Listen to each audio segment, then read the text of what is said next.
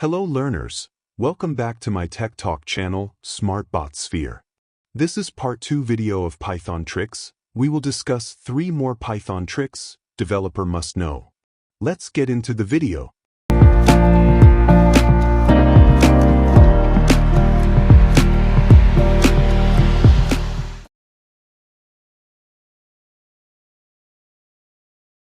Let's start with a very common pattern I see in beginner and even intermediate Python code. Imagine you want to check if any number in a list is greater than 25. Most developers create a flag variable, loop through each element, manually check the condition, and then break the loop once the condition is met. It works, but it's verbose. The problem with this approach is not performance. The problem is readability. When someone else reads your code, they must mentally track the flag variable, the condition, and the break statement. Python gives us a much cleaner solution, the built-in function any. Any takes an iterable and returns true if at least one element satisfies the condition. Similarly, all checks whether every element satisfies a condition. This removes the need for extra variables and manual loop control. When you use any or all, your intention becomes immediately clear. Anyone reading your code instantly understands what you're checking. That's the power of writing Pythonic code, clarity over complexity.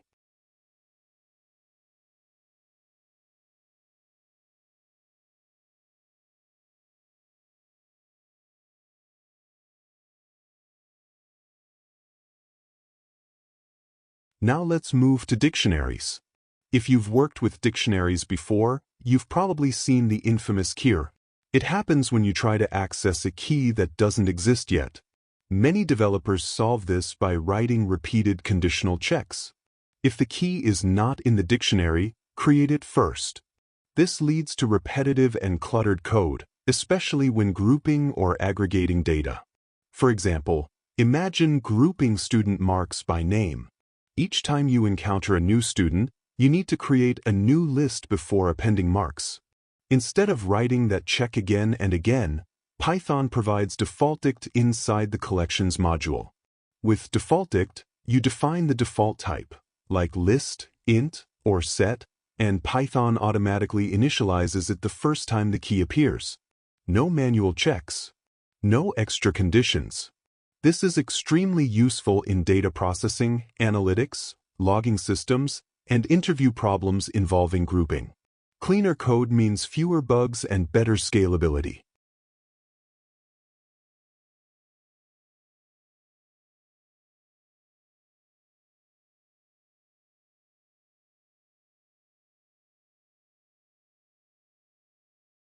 Now let's talk about duplicate removal. A common beginner approach is to loop through the list, check if the element already exists in another list, and append only if it doesn't.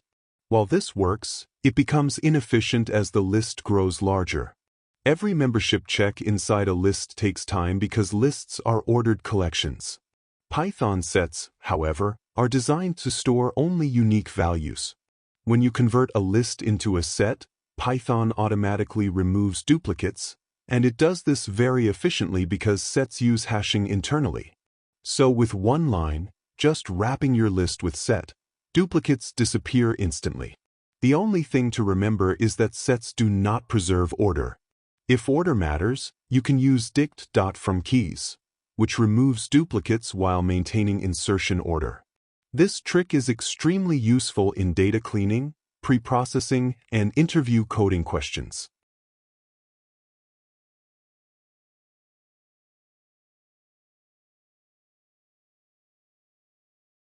I hope the video was useful to you. Please like, comment your thoughts, and please do not forget to subscribe, SmartBot Sphere. Thanks for watching.